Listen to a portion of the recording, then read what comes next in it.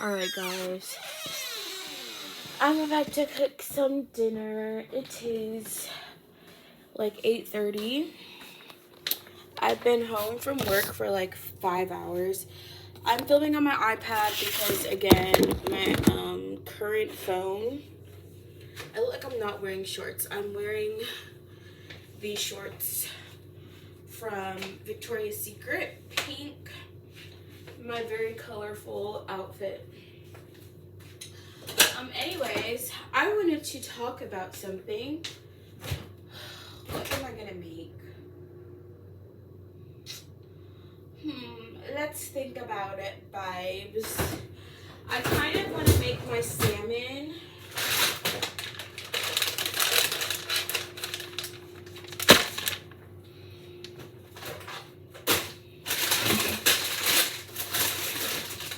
I've got roasted red potato, carrots, onions, and zucchini. I also have cauliflower wings. That sounds good. And I'm thinking I could have this for like an appetizer. And before we start cooking, I need a drink because I got this Olipop cream soda flavor. Honestly, I feel like the way I film is kind of like if I was on live, but I'm not good at being on live, so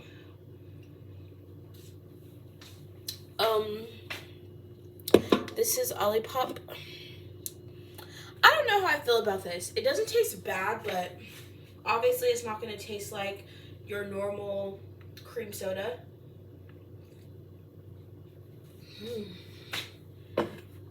It's not bad though. Alright, let's get to cooking. Starting with, I guess, our vegetables. Gotta bake this at 450. I'm not the best cook, which you guys are soon gonna find out. This is why everything I'm cooking comes from a bag and it's mostly pre-made because I like doing the bare minimum. I need to de-thaw my salmon, so let's find something to do that in. And I'm gonna use this bowl.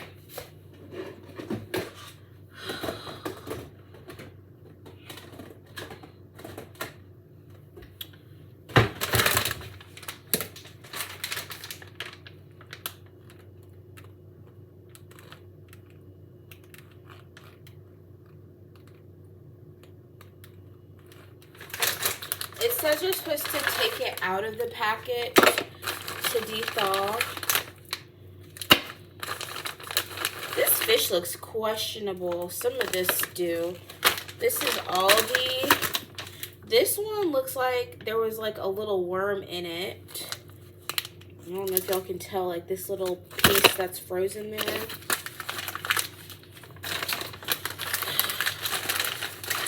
This is why you pray over your food. Alright, so I just have to take this out the vacuum seal and put it in some water.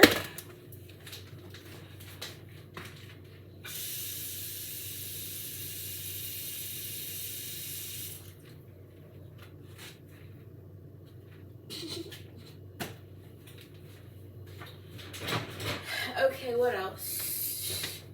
And then let me get my tray for my vegetables.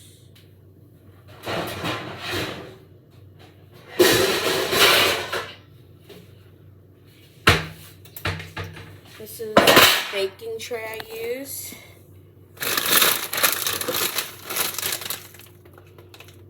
So I need olive oil. I always like to use aluminum on this because it makes it easier to clean up. So I'm gonna spray this olive oil first and then drizzle real olive oil when I'm ready.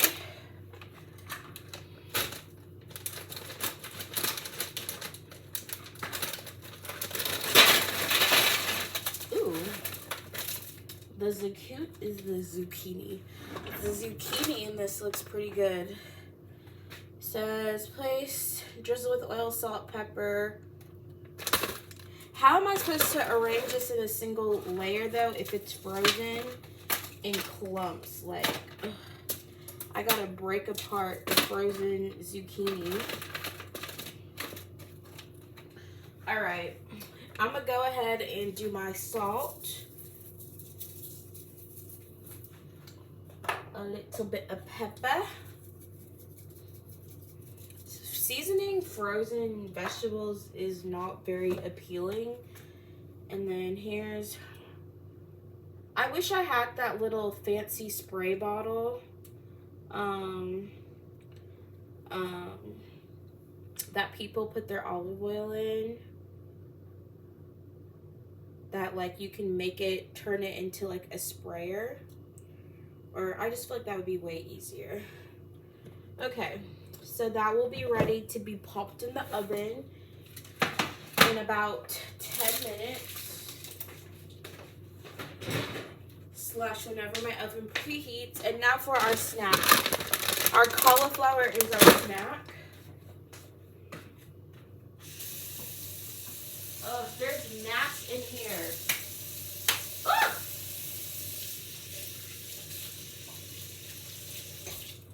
I need to do the olive oil dish soap trick, or apple cider vinegar dish soap thing. These nuts are gonna be, like, fruit flies are so annoying.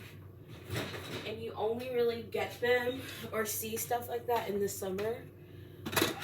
So this is how you do it. Or I should just say this is how I do it. Take a bowl.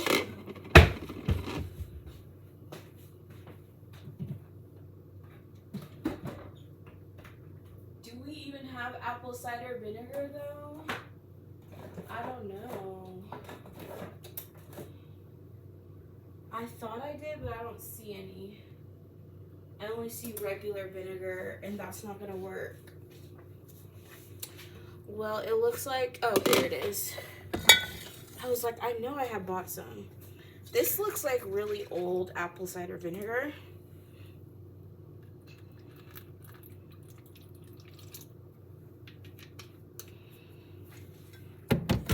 It does not smell good. And then I'm just gonna put a squirt of dish soap. Ugh, stinks so bad. I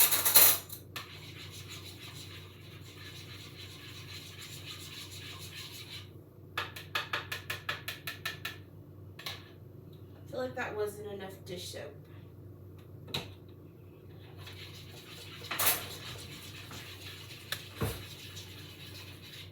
Alright, let's put this out, and then I guess tomorrow we'll see if this works.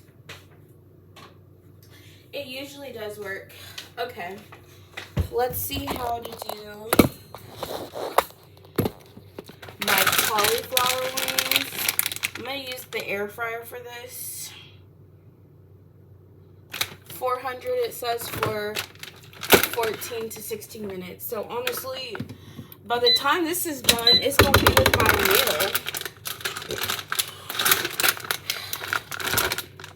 meal. Ew.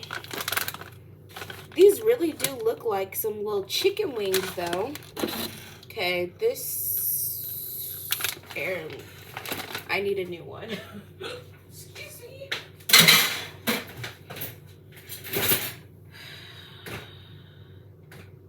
I think these are dirty. Actually, is this clean? I think I did clean the dishes and I just forgot. Well, this came out the dishwasher and it looks clean, so we're just gonna use it. Anyways, here's the topic I was gonna talk about. Sorry, 10 minutes, almost 10 minutes later, I finally remembered. So basically, one of my favorite artists did an interview on, what is that guy's channel? George from Logan Paul's, George Janko, who I follow his podcast. So So, he had a podcast with John Bellion. John Bellion is one of my favorite artists.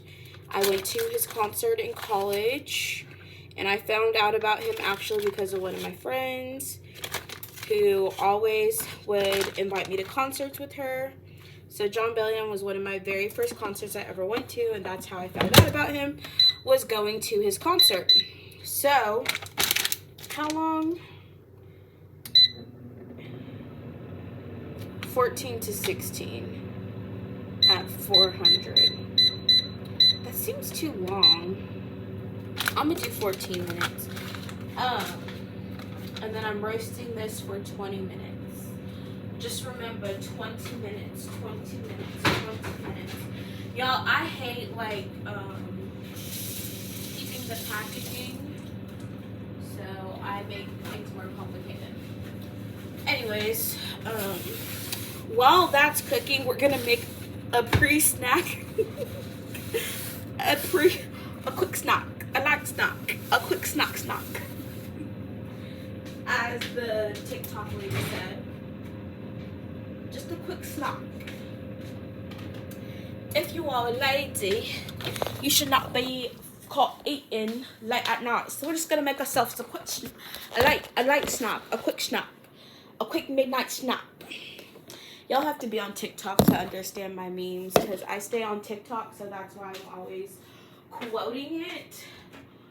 We're not gonna start cooking our salmon until I put my vegetables in the oven. I'm making a snack.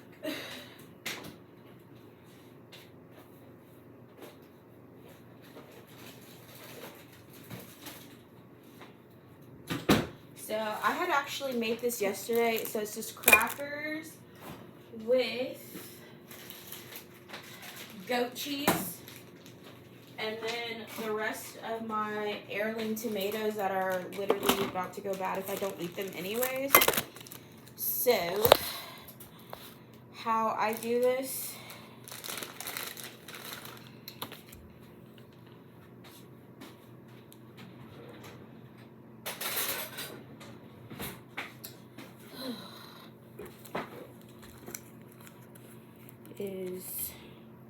and this actually goes bad in like 6 days, so I'm just now trying to eat it, but it's really good with crackers. It's a garlic and herb goat cheese I got from Aldi,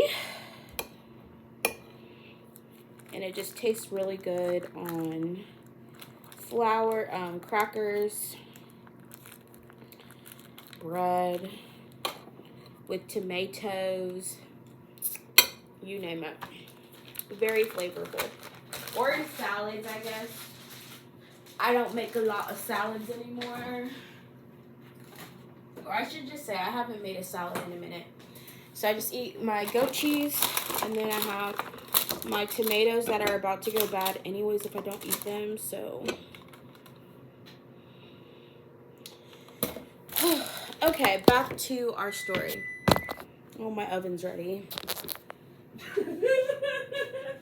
Literally, as soon as I sat down, y'all. Cook time. 20 minutes. I have to get my pan ready for my salmon. Oh my goodness. A little bit. All we need. Literally had to get up before I could even enjoy my meal. Alright. So, back to what I was talking about. Oh, my soda.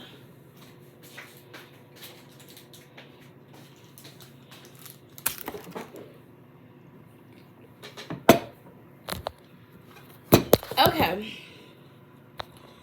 So, back in college, I went to John Bellion. That's how I found about him. But he most recently did an interview with George Janko, and part of the interview he was talking about how he was getting ripped off as an artist in his contract. And to this, I want to say, this is one of the things I'm so glad I learned. And this is just one of the random things I know because of I did the music business certificate in college. So I will never forget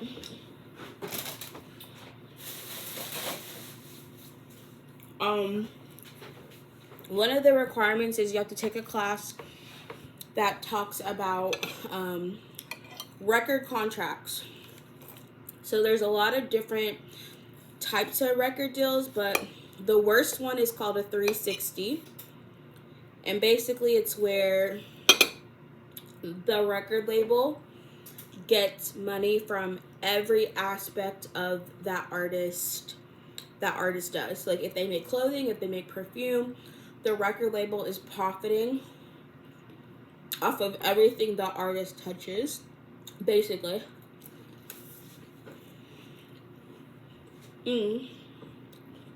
So good. So, let me explain to y'all why I knew I would never, you should never sign a record deal. They are stealing y'all's money. It is not worth it. So this is how it works. You sign with the record label. Typically, you get an advance. That advance is supposed to be, like you don't owe the money. It gets paid back 100% typically off of your record sales. But this is where the catch is that people don't know.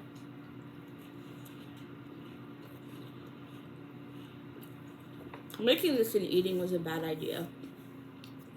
So,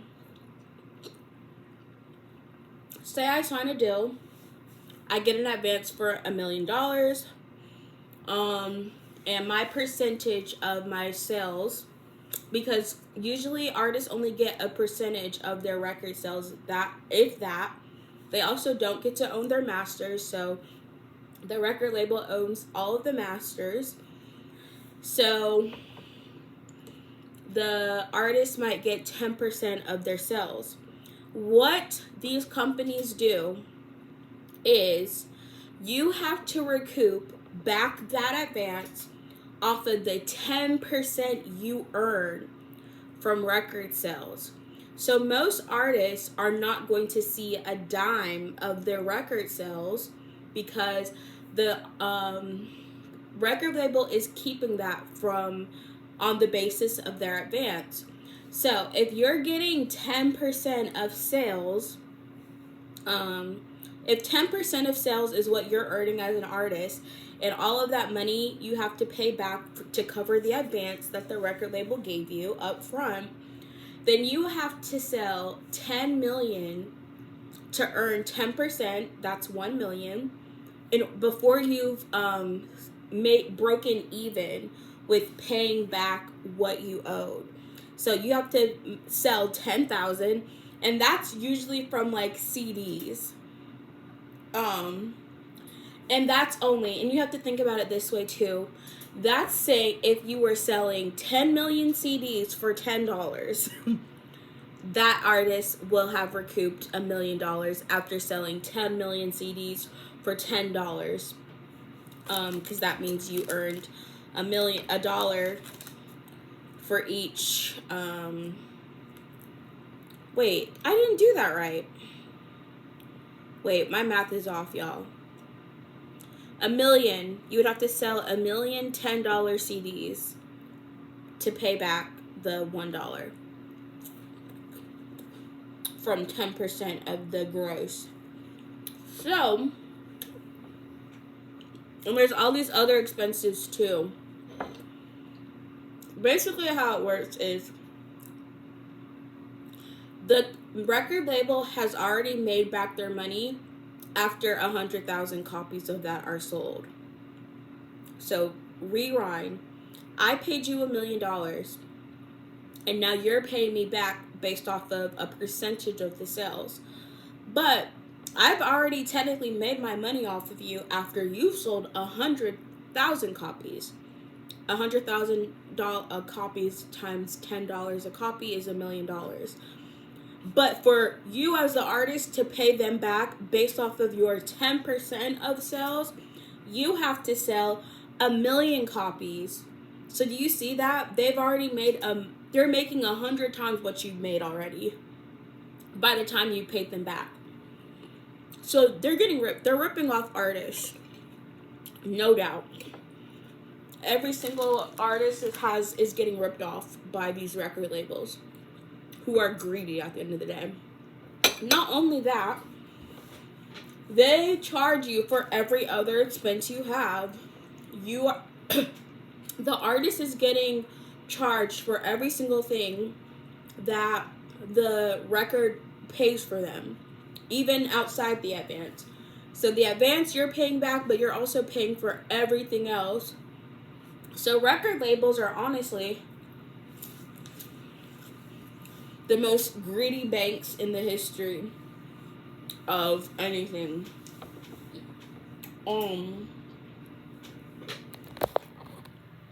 And so many artists are unaware of this when they sign, because I know this because I went to school and took classes about it, which is how I was like, never sign a record label.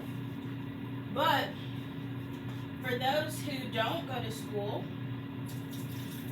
they pretty much think, oh, I get $1 million, I'm rich. Little do they know that record label pretty much owns them. So that's just one part of the problem. It gets worse, unfortunately, because the record label also owns the artist's masters. They continue making money off of that artist's songs for as long as they own the masters. So they're getting paid also from the fact if they play that artist song in a movie, in a soundtrack, on the radio, the record label's getting paid. So they're getting paid off of sales, they're getting paid off of streams, they're getting paid off of merchandise. Like, if you don't own anything else if you don't own the masters to the music, you're already screwed over, but it's like doubly screwed over because the record labels literally get a piece of every other income that you could possibly have. So, where is my lemon pepper? I'm trying to find my lemon and pepper seasoning, y'all, and I don't seem to have any. And I could have sworn I had lemon pepper. Lemon pepper sniffer. Well,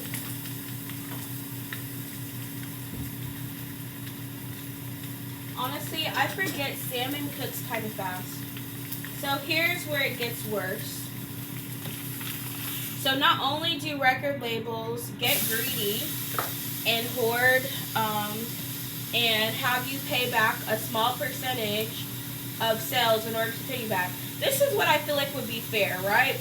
Wouldn't it be more fair if the record label said, hey, you know, we keep all of the sales until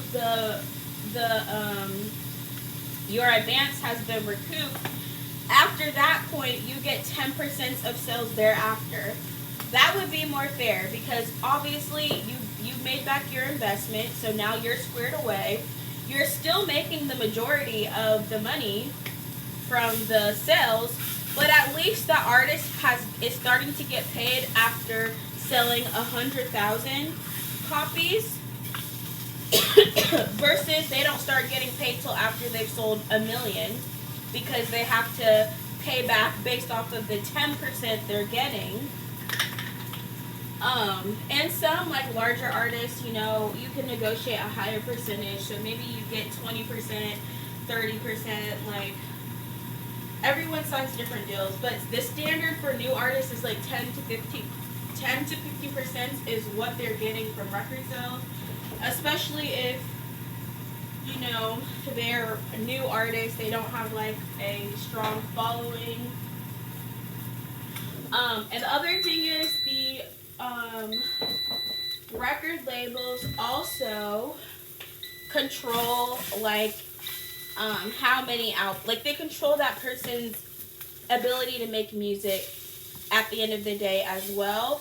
So they will basically say like your record deal, you have like a 5 album or 3 album record deal with that record label, which means you are locked in with that record label for your first however many albums you sign. It's typically 3. So that your first 3 albums you have to make with that record label. But guess what? They also control when you get to make your music and when you don't. Which is why when you hear about these artists who like haven't made music in a while, it's really not because of them. It's because the record label doesn't want to invest into them making a record, another album. So think about like Normani, who signed these whatever record deal she signed that they screwed her over majorly. Basically, oh, look at my cauliflower wings. These look good. And why they look like actual wings? I'm shooketh. Okay. I think my salmon is done. I'm probably overcooking it. And my vegetables are almost done. Such a chaotic video, but I definitely have a tendency to overcook my salmon. So oopsie daisy.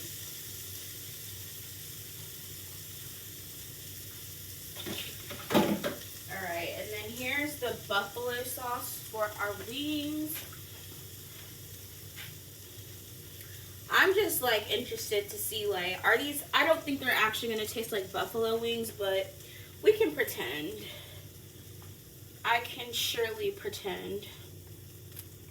Anyways, guys, learning about record deals is really the reason why I'm like, any artist signing one is like, the only record deal I feel like that makes sense for you to sign as an artist is a distribution deal, which basically you're just paying a distributor either up front to make X amount of copies and distribute the music for you. Well, this buffalo sauce does not taste right. Yeah.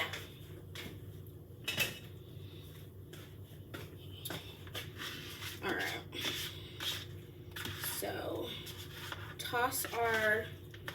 we're tossing our cauliflower wings, which are breaking apart as I speak in the bowl. I could never be vegan, y'all. Never. I've never once considered being vegetarian, vegan. I am going to eat. I will never not stop eating meat. Sorry, not sorry. But, you know, trying vegetarian options, I'm not against. But I will never, like, stick to being vegan or vegetarian or anything like that because I like meat too much. Alright, so salmon is done. Alright, back to our snacky snack. Where was I? Okay, so the other problem is that the record labels also control when you can make music, and that's how they've halted a lot of people's careers by basically saying, you know, not deciding to make an album or, you know, pushing back that person's album to prioritize somebody else. You're so limited. Once you sign that deal, that record company or record label basically owns that person and controls everything. So artists don't typically have a lot of say over their music until they reach a certain level. So We all know Taylor Swift had that whole lawsuit trying to buy back her masters. And of course, the record label don't want to give her masters back. Why? Because they make money off of the masters. They make money by putting it in movies. They make money by putting it on the radio. They make money anytime a music song is played. The record label makes money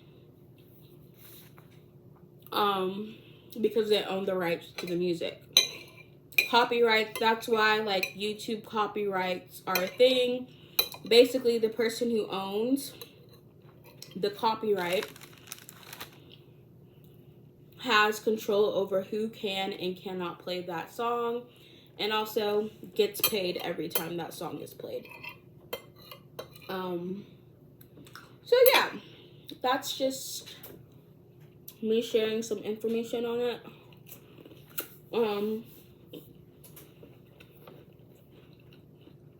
It sounds like Jon Bellion got a really sucky record deal. He got $1 million up front, but you know, he had a tour, like ticket sales, like he was talking about it from a whole other perspective, because going on tours is like a whole nother thing. And just remember, the record label is charging the artist for their expenses as well. So it's like you're paying for everything, but you only are seeing a percentage of the profit.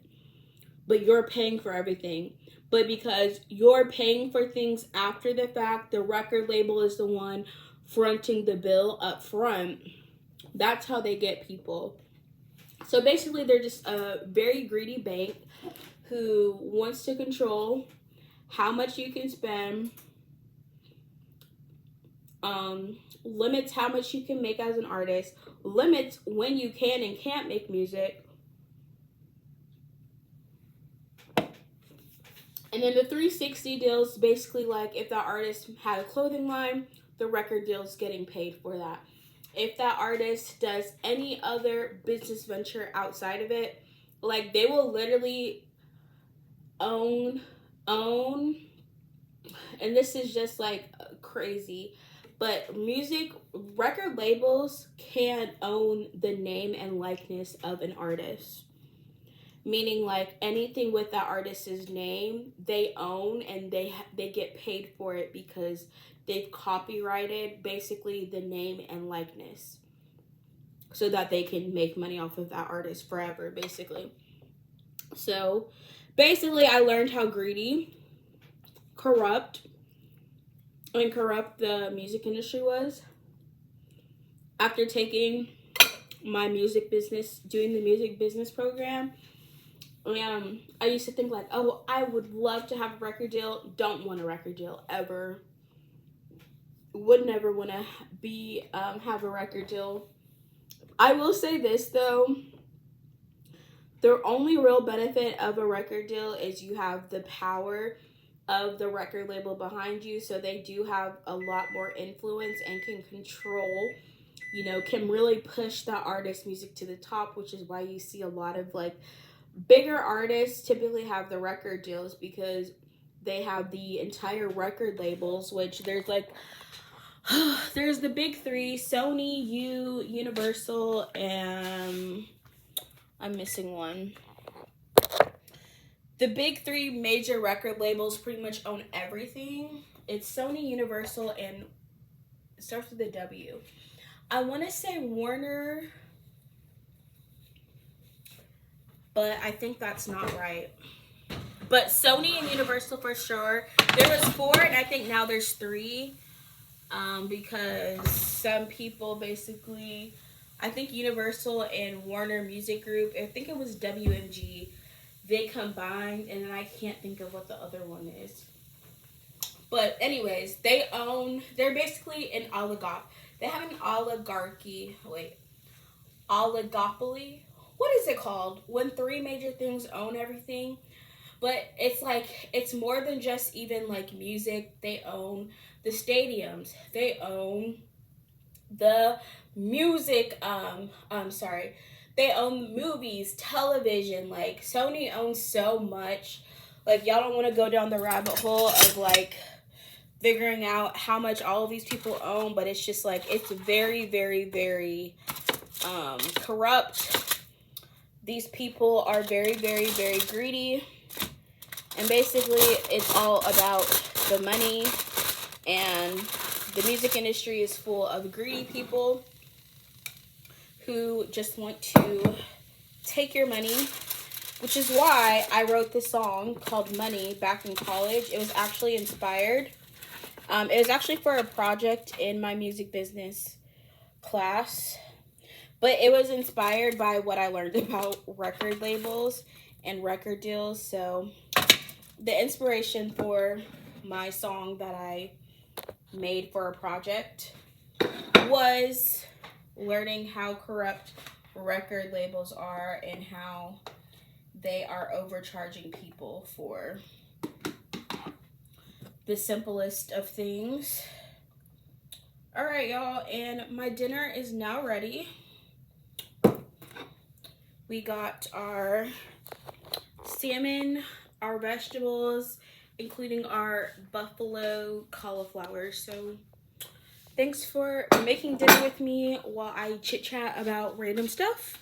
See y'all in whatever my next video is.